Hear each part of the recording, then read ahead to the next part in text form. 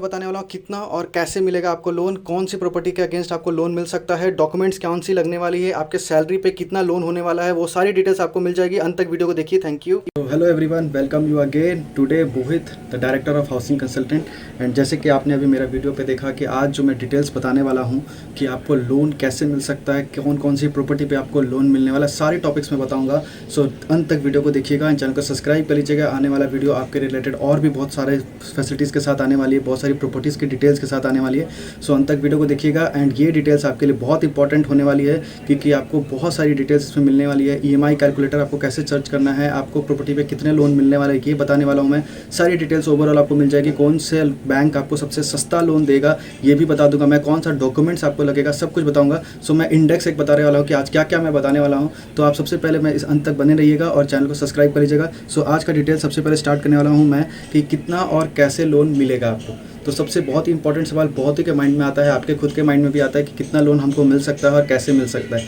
तो सबसे पहले मैं बताऊंगा इस बात पे कि आपको लोन जो है वो आपके प्रॉपर्टी बेस पे होता है कि अगर आपने कोई फ्लैट ख़रीदा है या इंडिपेंडेंट हाउस ख़रीदा है तो वो उस पर डिपेंड करता है कि आपने उसको कितना रेट पे ख़रीदा है।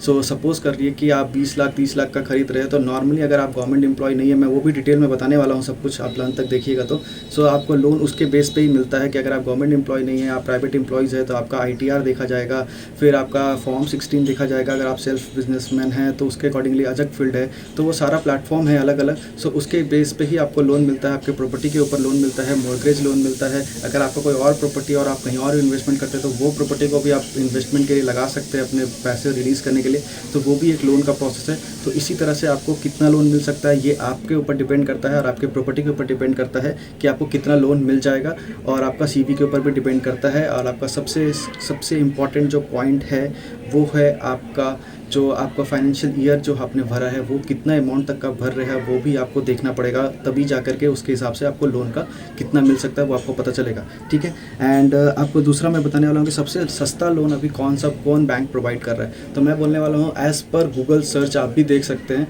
तो सबसे सस्ता लोन अभी के टाइम पर जो दिखा रहा है, सरप्राइजिंग हूँ मैं, अभी कोटक महिंद्रा को दिखाया जा रहा है कि सबसे सस्ता लोन अभी वो प्रोवाइड कर रहा है हमें प्रॉपर्टी के अगेंस्ट, तो आप वो देख सकते हैं।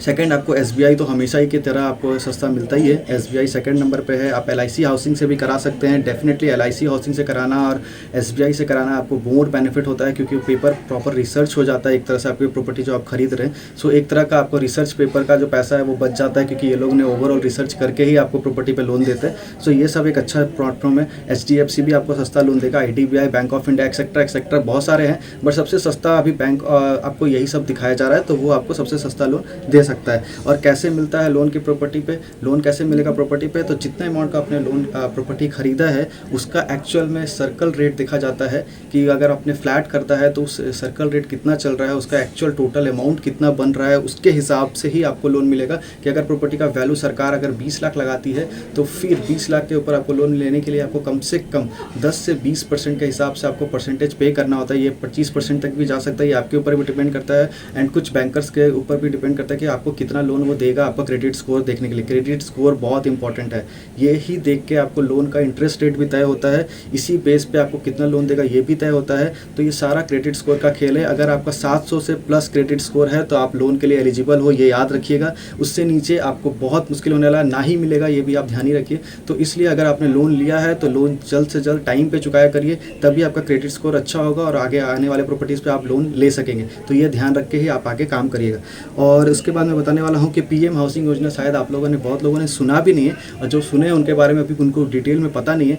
तो इसमें भी एक प्लेटफॉर्म है कि लो कॉस्ट कमाने वाले जो लोग हैं, middle class family, lower middle class family, उनके लिए PM हाउसिंग योजना लाया गया था जो अभी 31 मई तक तो अवेलेबल था। मैं अभी लेटेस्ट अपडेट मेरे पास नहीं है जो आपको मैं दे सकूंगा। मेरे प्रीवियस क्लाइंट्स को ये बेनिफिट्स मिले हैं, मैं अपडेट कर दूंगा इसके बारे में। आप चैनल पर बने रहिएगा कि अब आगे आपको मिलेगा कि नहीं ये बेनिफिट्स।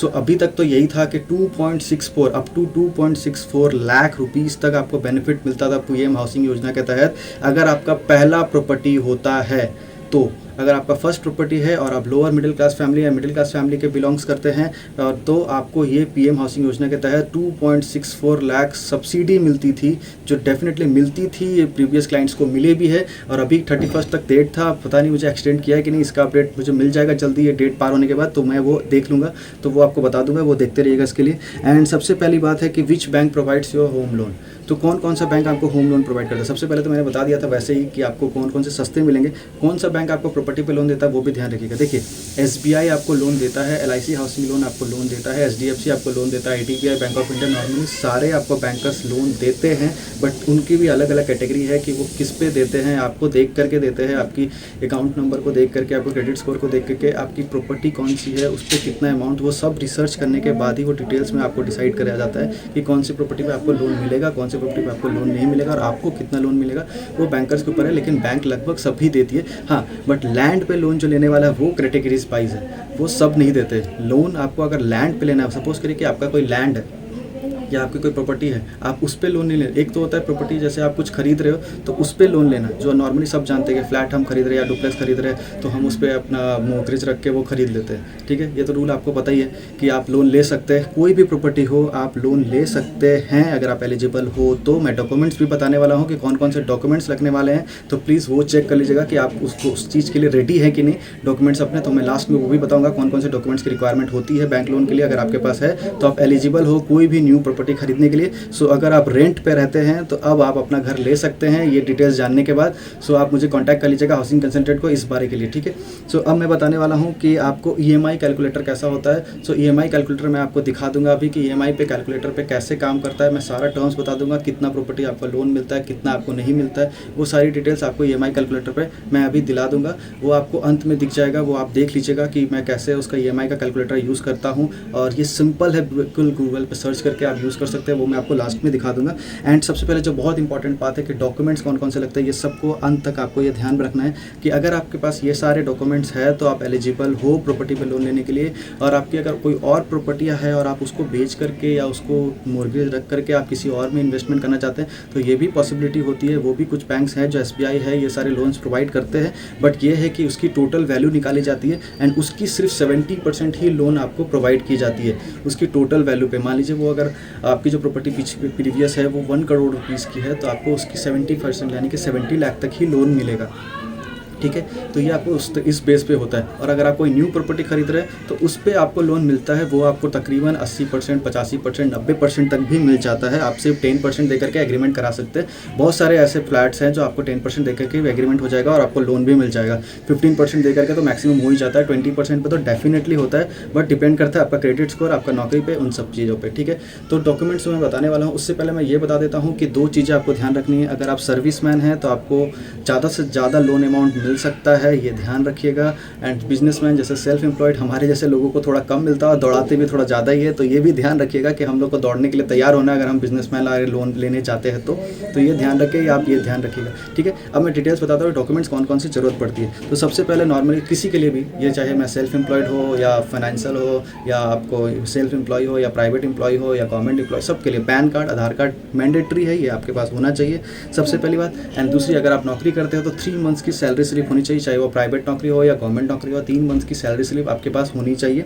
एंड सब उसके बाद आपको 2 ईयर का फॉर्म 16 डेफिनेटली, अगर आप प्राइवेट में भी हैं तो फॉर्म 16 आपको मिल जाएगा आपके अकाउंट्स डिपार्टमेंट से। एंड अब गवर्नमेंट एम्प्लॉयज़ को तो होता ही है, ठीक है। एंड मैं सेल्फ एम्प्लॉयड के लिए बता दे रहा हूँ, उसके लिए ITR की ज़रूरत होती है जो डेफिनेटली आप हर साल भरते होंगे, तो वो आपको ITR इंपॉर्टेंट होता है जो सेल्फ एम्प्लॉयड है उसके लिए। तो ये ITR कम से कम 5 लाख से ऊपर होना चाहिए या 5 लाख तक भी होना चाहिए, तभी आपको लोन के लिए आप एलिजिबल होते हो, ये ध्यान रखिएगा।